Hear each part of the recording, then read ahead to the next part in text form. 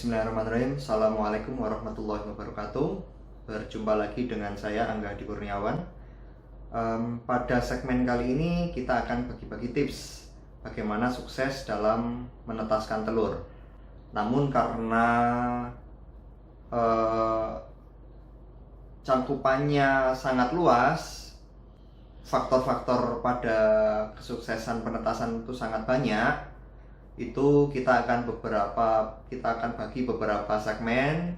Jadi untuk segmen kali ini kita akan bahas tentang oksigen, dan mungkin untuk selanjutnya kita akan bahas tentang suhu, tentang kelembapan, tentang sanitasi, tentang kualitas telur, tentang dan lain sebagainya. Nanti kita akan bahas di episode selanjutnya. Untuk kali ini kita akan membahas tentang oksigen. Baiklah, mulai dari sekarang. Oksigen, kenapa kok di dalam penetasan itu dibutuhkan yang namanya oksigen? Oksigen itu dibutuhkan dikarenakan di dalam telur itu terdapat kehidupan yang dinamakan dengan embrio. Embrio unggas yang mau ditetaskan itu juga membutuhkan oksigen dalam proses respirasinya atau bernafasnya. Loh, kok bisa telur bisa bernafas? Kan nggak punya hidung gitu kan ya. Mungkin seperti itu pertanyaannya.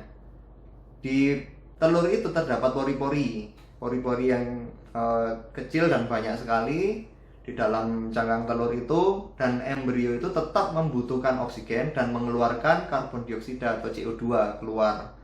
Karena kalau CO2 tidak bisa keluar dan oksigen kekurangan, itu sama saja seperti kita tidak bisa nafas, ditaruh di tempat yang pengap dan tidak ada ventilasi sama sekali. Ya nggak bisa nafas, ya nggak bisa hidup, mati dong ya. Jadi oksigen dibutuhkan di dalam proses penetasan. Terus pertanyaannya lagi,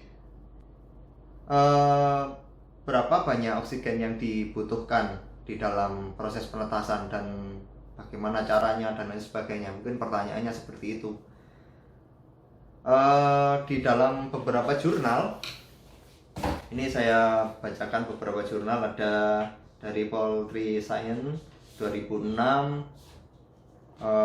dari Brazilian Journal Poultry and Science di tahun 2019 yang baru ini, terus ada lagi yang Poultry Science 2004. Mungkin sedikit ya saya jelaskan tentang penelitian-penelitian yang dilakukan oleh beberapa orang ini.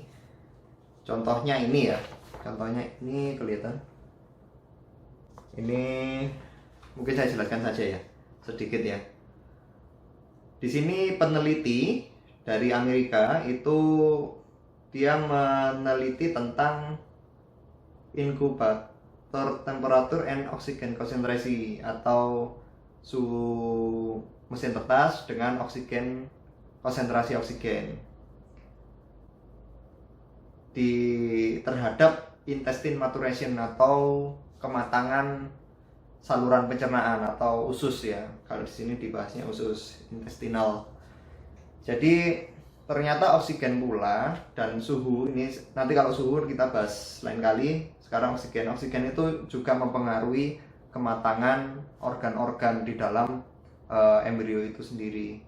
Jadi kalau di sini dibahas tentang intestin, jadi memang kematangan alat pencernaan itu dipengaruhi oleh oksigen. Kalau oksigennya kurang malah berakibat fatal terhadap kondisi kesehatan embrio, dan nanti kalau menetas jadi anak ayam seperti itu ya.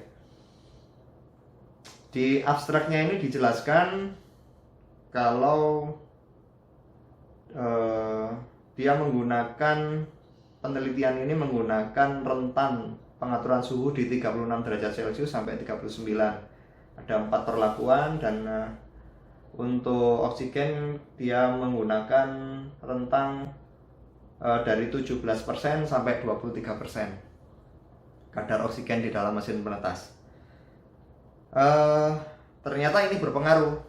Kita lihat di resultnya, mungkin di abstraknya langsung aja. Temperatur yang enggak bahas temperatur.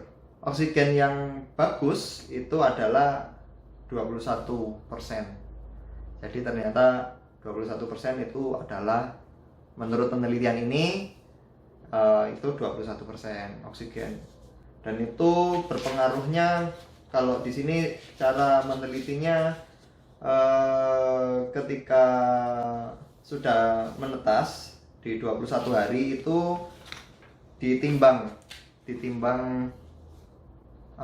intestinnya, ususnya itu ditimbang dan menghasilkan bobot seberapa berat gitu ya, terus panjangnya.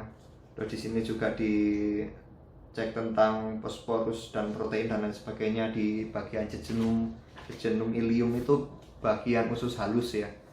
Itu diteliti seperti itu. Ya, jadi pada prinsipnya oksigen dibutuhkan dalam proses penetasan. Gampangnya seperti itu. Kekurangan oksigen tidak baik gitu.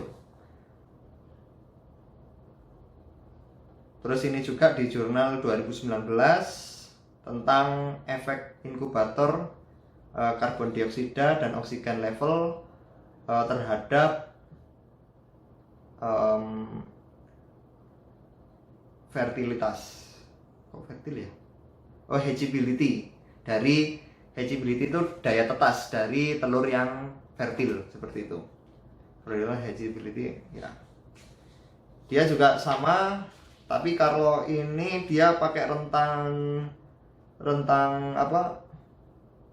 oksigennya lebih pendek. Kalau tadi kan lebar ya. Kalau ini saya kira masih aman, di rentangnya dari 20,3% oksigen sampai dia mainnya sampai 22% oksigen. Di sini tidak terlihat efeknya begitu nyata, tapi mungkin tetap dari pendapatnya dia, ketika kekurangan oksigen itu akan berakibat fatal terhadap penetasan, bahkan terjadi early and late stage embryo mortality, itu terjadi kematian embrio ketika oksigen itu kurang, seperti itu. Dan ketika oksigen kurang itu mengakibatkan, yang dikatakan akan mengakibatkan stress of embryo. Ketika terjadi seperti itu, terjadi stres dan efeknya akan terjadi water loss, atau air di dalam telur itu akan mudah sekali menguap karena metabolisme embrio semakin cepat. Mungkin dia metabolismenya menjadi anaerob dan akhirnya mati dan stres, airnya habis di dalam telur, seperti itu. Kalau dia mengutip dari pendapatnya Stock and Metcalf, itu oksigen yang normal itu antara 21 sampai 22. Ya, mungkin seperti itu. Kalau saya jelaskan sangat panjang sekali. Intinya, oksigen adalah faktor penentu dalam proses penetasan. Maaf, ketendang ya. Selanjutnya, kapan oksigen itu sangat dibutuhkan? Pada dasarnya semuanya, dari awal penetasan, early incubation sampai akhir itu dibutuhkan. Tapi yang paling riskan itu adalah setelah 10 hari. Setelah 10 hari itu embrio sudah tumbuh, dia sudah banyak menggunakan oksigen sehingga mengeluarkan CO2 yang banyak. Itu sangat fatal ketika 10 hari, di atas 10 hari itu akan embrio kekurangan oksigen. Efeknya akan sangat fatal. Terus bagaimana itu kita desain mesin Mitra Jaya kita, itu kita desain menggunakan beberapa titik ventilasi. Saya nggak bawa mesinnya di sini ya, di bagian bawah mungkin kelihatan di mesin ya. Di bagian mesin bagian bawah ini itu terdapat 4 biasanya. 4 sampai 6 lubang.